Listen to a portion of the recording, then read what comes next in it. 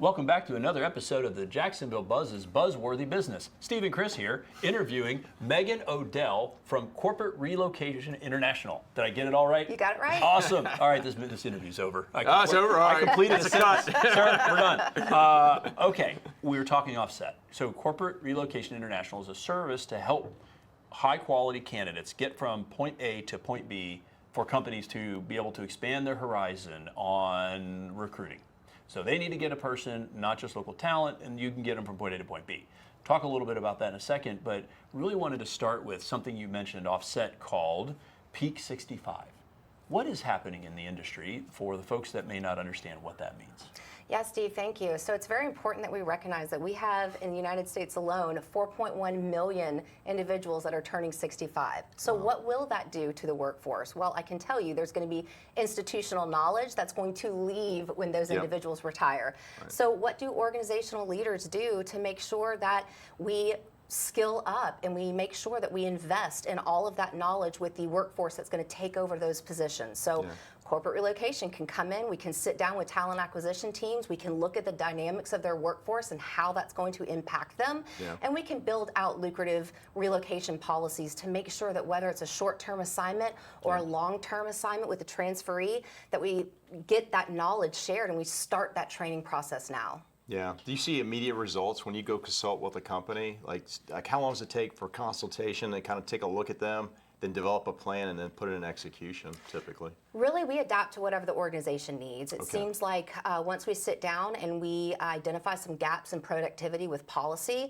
and we just really start from a very human-to-human conversation. What's working with your talent acquisition team? What's not working, right? We look at data. If they've got a really good data central source with all of their workforce records, we can look at some trends historically and gaps in their recruiting. How long is it taking them to fill open positions and what that costs the organization?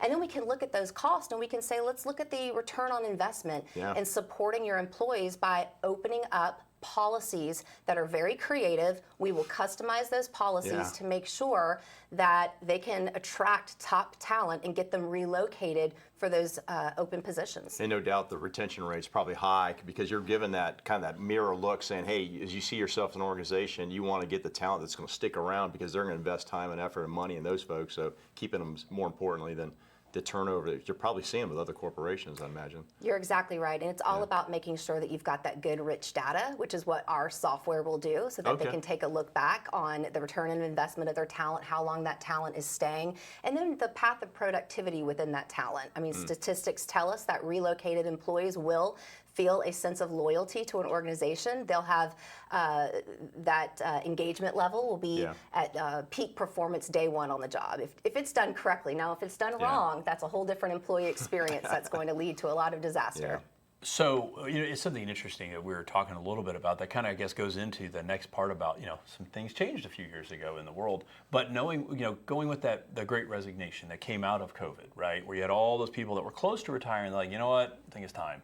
And then you've got, so the brain drain, right, you would mention that, of course, that's something that's a very big deal because so I'm, in the Gen X category, not a lot of me. Because the birth rates went down compared to the boomers, compared to the millennials and the X, all the ones behind them. So now you've got this very large population of people leaving the workforce that have knowledge that just cannot be written in a book, right? That wisdom, that there's not a lot of me to absorb, and you've got all these folks down here that, in other economic potential areas back then we were in our professional career, they might have been in school. Grade school, high school, and now they're 30.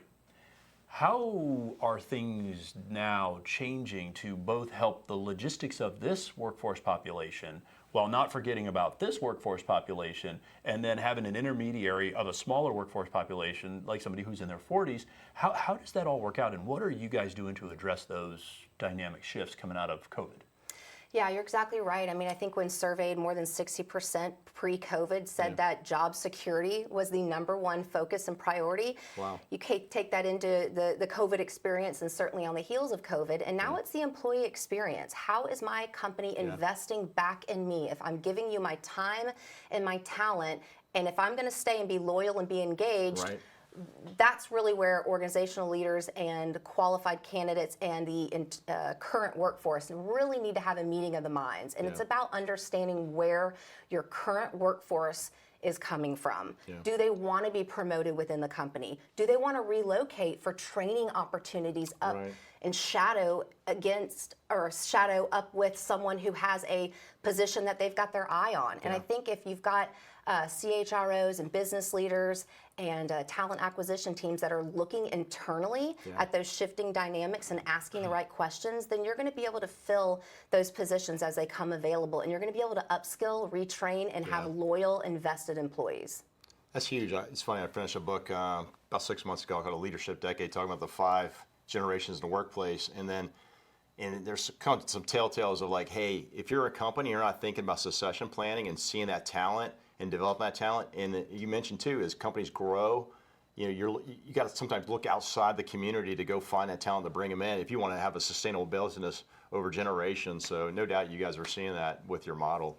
Yeah. And you said the workforce experience. So these are things that people, because they want to be able to participate in it, not something that we may lovingly refer to corporately as mandatory fun time. Yes. So you laugh because it's true. Mandatory fun time. So what is that experience? What does that mean? Because we were just talking a little bit. We have a new office, and they've got things that I never even conceived of in working. Like a pool table on cornhole. I didn't. Those aren't important to me. Right. But they are very important for the experience of that generation right behind me, which will succeed all of us and essentially help us transition on that next wave. What are you seeing as the trends of what that experience is looking for? Yeah, I think it's all about balance. I think individuals want to make sure that their loyalty is given in the right direction. They want an organization that's loyal to them in return. And I cannot stress it enough, when a open position is being posted out there, talent acquisition teams need to know what their competitors are offering.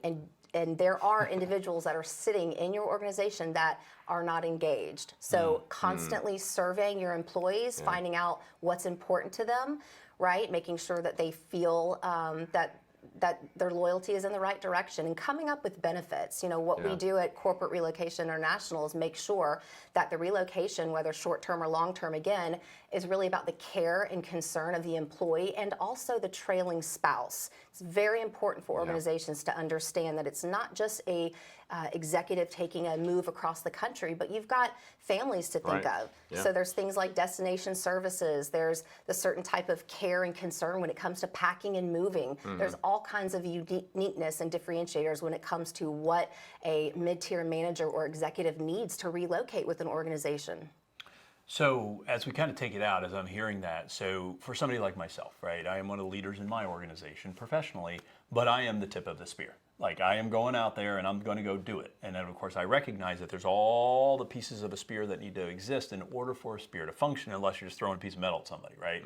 So for somebody like me, who may be a leader of an organization, but maybe as not operationally inclined, as charge of divisions for, well, the military and or for GE, so there's some average between the two poles of us. This one's going to be thinking about all of those mechanics on there. I'm thinking about, oh, shiny object that I can go and add to my team.